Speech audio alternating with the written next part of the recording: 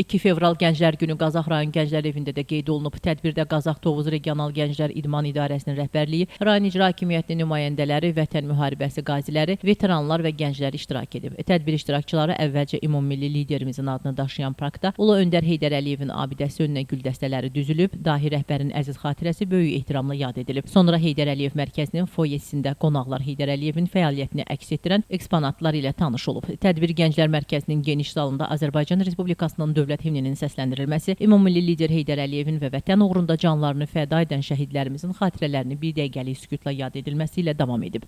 Gənclərə həsr edilmiş videoçarx nümayiş olunub. Tədbirdə çıxış edən İcra Hakimiyyəti başçısının müavini Gülayə Həsənova, Qazax Tovuz Regional Gənclər və İdman İdarəsinin rəisi Əziz Məsmaliyev və digər natiqlər ölkəmizdə gənclər siyasətinin əsasının ümummilli lider Heydər Əliyev tərəfindən qoyulduğunu bildiriblər. Ölkənin hər yerində olduğu kimi Qazaxda da Gənclər Gününə həsr olunmuş tədbir təşkil olundu.